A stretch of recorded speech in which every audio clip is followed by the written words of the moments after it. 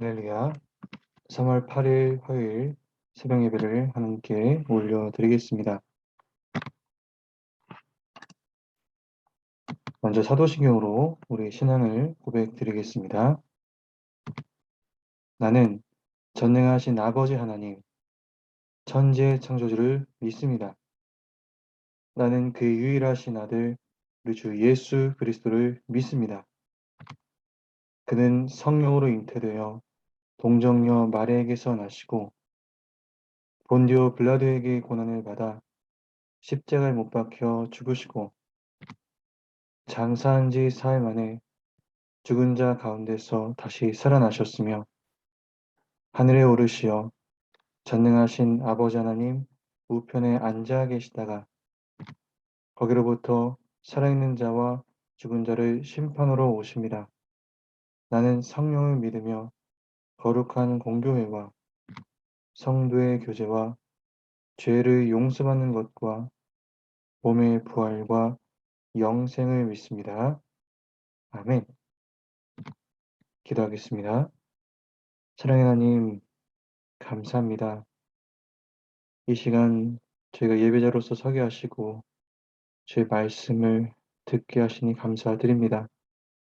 우리 각자를 향한 주의 마음과 뜻을 이 시간 분별케 하시고 깨닫게 하시는 그 은혜를 따라서 실천하며 삶의 예배자로 바로 설 수 있는 우리 모두가 되게 하여 주시옵소서. 성님 간절히 인정합니다. 환영합니다. 모셔드립니다. 바람같이 불같이 생수같이 임재하시고 이 시간 예배를 온전히 주관하여 주시옵소서. 감사드리며 이 모든 말씀을 우리를 원하신 예수님의 이름으로 기도드렸습니다. 아멘. 오늘 은혜 받으실 말씀은 레위기 5장 14절부터 6장 7절까지 말씀이 되겠습니다.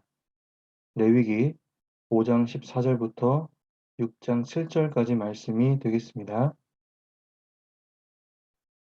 해당 말씀을 가지고 속건제의 의미를 기억하십시오 라는 제목으로 함께 말씀의 은혜를 나누도록 하겠습니다.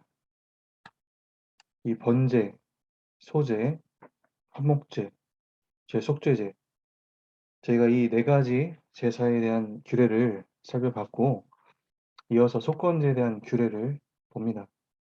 속건제는 히브리어로 아샴인데 즉 배상을 뜻합니다. 속건제는 여호와의 성물 또는 계명에 대해서나 이웃에게 손해를 입혔을 경우 그 하나님께 속죄할 뿐만 아니라 피해 당사자에게 배상하며 책임을 지는 제사입니다. 속건제는 성물과 계명에 대한 속건제와 이웃에 대한 속건제로 나뉩니다. 먼저 14절부터 16절을 봅니다. 여호와의 성물에 대한 속건제 규례가 나옵니다. 누구든지 여호와의 성물에 대해 부주 중에 범죄하였으면 여호와께 속건제를 드려야 했습니다. 그는 흠없는 순양을 양떼 중에서 끌어다가 속건제로 드려서 성물에 대한 잘못을 보상하되 그것의 5분의 1을 더하여 제사장에게 주어야 했습니다. 그리고 제사장이 속건제의 순양으로 그를 위하여 속죄하면 그가 사함을 받게 됩니다. 여호와의 성물에는 두 가지가 있는데요. 하나는 성소의 비품이고 다른 하나는 봉헌물, 즉 고르반입니다. 성도의 비품은 자격 없는 자가 만지면 즉시 화를 당하기 때문에 이 본문의 성물은 봉헌물을 가리킵니다. 관련된 성경 구절은 역대하 26장 16절부터 18절을 참고하시기 바랍니다. 서원하고도 바치지 못했거나 제사장 몫의 성물을 먹었거나 혹은 하나님께 드릴 헌물을 드리지 못한 경우에 이 속건제를 드려야 했습니다. 그리고 17절과 19절을 봅니다. 여호와의 계명에 대한 속건제의 규례입니다. 만일 누구든지 여호와의 계명 중 하나를 부주 중에 범죄하여도 허물이 되어 벌을 당하게 되었습니다. 그 양떼 중 흠없는 순양을 속건제물로 제사장에게 드리면 제사장이 그가 부지 중에 범죄한 허물을 위하여 속죄할 때 이 사함을 받게 되었습니다. 이 말씀을 묵상하면서 제가 부지 중에 여호와의 성문에 대해 범죄하는 경우가 의외로 많을 수 있었겠다라는 생각이 들었습니다. 또한 부지 중에 하나님의 말씀을 어긴 경우는 또 얼마나 많았을까? 그러니까 몰랐다고 해서 용서받을 수 있는 것은 아닌 것이죠. 부지 중에 하나님의 계명을 어겨도 죄가 되기 때문입니다. 깨달았다면 반드시 속건제를 드려서 죄를 처리해야 합니다. 계명을 지키는 것은 결코 쉬운 일이 아닙니다. 율법은 하지 말라는 것도 있지만 하라는 것도 있죠. 하지 말라는 계명은 그래도 지킬 수가 있지만 또 이 하라는 계명은 지키기가 더 어려운 것 같습니다. 부지 중에 성물에 대해 범죄하지 않고 하나님의 계명을 어기지 않으려면 계명 준수에 민감해야 합니다. 늘 내가 하나님 말씀에 불순종한 것은 무엇인지 나 자신을 돌아보아야 합니다. 하나님은 전전긍긍하는 마음이 아니라 주님이 기뻐하시는 뜻을 헤아리는 그 예민함을 요구하십니다. 의무감이 아니라 하나님을 기쁘시게 하려는 마음으로 죄짓지 않도록 최선을 다해 노력하시기 바랍니다. 이어서 6장 1절부터 7절을 보겠습니다. 이웃에 대한 속건제 규례인데요. 하나님은 누구든지 여호와께 신실하지 못하여 범죄하되 곧 이웃이 맡긴 물건이나 전당물을 속이거나 도둑질하거나 착취하고도 이 사실을 부인할 경우 그리고 남의 잃은 물건을 줍고도 사실을 부인하여 거짓 맹세하는 등 사람이 이 모든 일 중에 하나라도 행하여 범죄하면 이는 죄를 범한 것이라 말씀하십니다. 그리고 훔친 것이나 착취한 것이나 맡은 것이나 잃은 물건을 주운 것이나 그 거짓 맹세한 모든 물건을 돌려보내야 했습니다. 또한 그는 흠없는 순양을 속건제물로 취하여 제사장에게로 끌고 갈 것이요 제사장이 여호와 앞에서 그를 위하여 속죄하면 그는 무슨 허물이든지 사함을 받을 것이었습니다. 이 관련해서 적용점을 두 가지 말씀드린다면 첫 번째, 죄의 의미를 아시기 바랍니다. 이웃에게 저지르는 이 죄는 결과적으로 하나님께 범죄하는 것이라는 사실을 아셔야 합니다. 하나님은 우리가 사람을 대할 때 마치 하나님께 하듯 하기를 원하십니다. 그리고 하나님은 사람을 대하는 우리의 태도로 하나님이 어떻게 생각하는지를 판단하십니다. 즉, 우리가 이웃을 어떻게 사랑하는지를 하나님 사랑의 척도로 여기신다라는 것이죠. 많은 성도들이 이 사실을 모르거나 알아도 제대로 그 의미를 깨닫지 못합니다. 구분하여 생각하기 때문입니다. 자신 이웃에게 하는 이 잘못된 행동이 하나님께 범죄하는 것이라는 사실을 알지 못합니다. 그래서 열심히 예배드리고 교회에서 봉사하면 그렇게 한다면 세상에서 거짓말을 하고 잘못된 행동을 해도 된다. 구분되어서 연결돼서 생각하지 않는다라는 것이죠.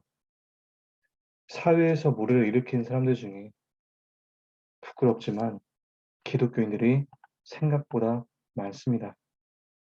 그것도 적당히가 아니라 열심히 신앙생활하는 분들이라는 사실을 그런 사실은 적지 않은 충격을 줄 때가 있습니다.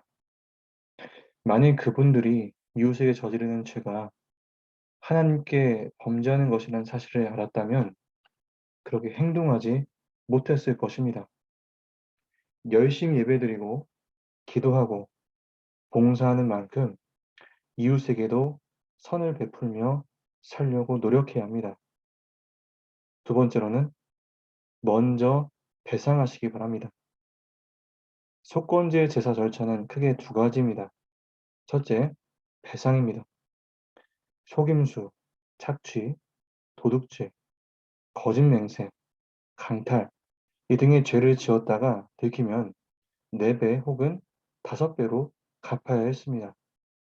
그러나 스스로 죄를 깨닫고 속건제를 드리려면 이 원금의 5분의 1을 배상해야 했습니다. 둘째, 속죄입니다. 배상으로 전부 해결된 것이 아니었습니다. 이 죄를 지었으니 이제 하나님께 죄사함을 받아야 합니다. 흠없는 순양으로 속건제를 드려야만 했습니다. 배상 없이는 속죄도 없다라는 사실을 아셔야 합니다. 많은 성도들이 다른 사람들에게 피해를 입히고 그들의 상한 감정이나 보상은 외면한 채 하나님의 용서만을 구합니다. 매우 잘못된 일이죠. 하나님의 용서를 받으려면 먼저 피해자에게 우리가 행한 잘못을 회개하고 배상해야 합니다. 예전에 미랑이라는 영화가 있었죠. 아이를 유기하여 죽인 살인자는 그를 용서하여 감옥으로 찾아간 그 아이 엄마에게 이렇게 얘기를 합니다. 하나님께서 이미 자신의 죄를 다 용서해 주셨다.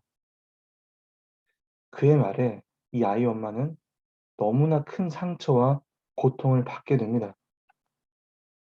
무엇이 문제입니까?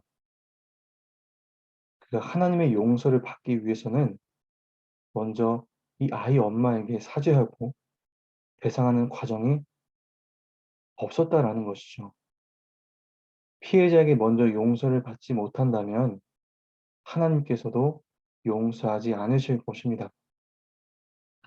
범죄한 사람은 먼저 피해자에게 적절한 보상을 해준 다음에야 속건제를 들을 수 있다라는 사실을 잊지 마시기 바랍니다. 하나님과의 관계를 회복하려면 먼저 보이는 이 형제와의 관계부터 회복해야 합니다. 말씀 앞에서 그냥 하나님께 용서받으면 된다라고 잘못 생각하고 있지는 않았는지 여러분 자신을 돌아보시기 바랍니다. 배상 후 속죄라는 이 속건제의 원리를 깊이 깨닫고 삶에 실천하시기를 바랍니다. 기도하겠습니다. 사랑의 하나님, 감사합니다. 이 시간 말씀 속에서 이 속건제의 의미와 깨닫게 하신 그 내용들, 주님 저희의 삶에 실천케 하여 주시옵소서. 주님, 말씀하시고 또한 깨닫게 하신 그네들이 주의 인도하심 속에 주님 영광 높이는 돌리는 삶으로 이어지게 하여 주시옵소서. 오늘 하루의 삶 또한 주님께 맡깁니다. 주님, 홀로 영광 받아 주시옵소서. 함께 하시고 인도하실 주님을 찬양합니다.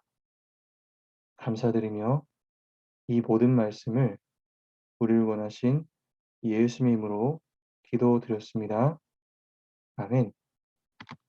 주기도문으로 모든 예배를 마치도록 하겠습니다.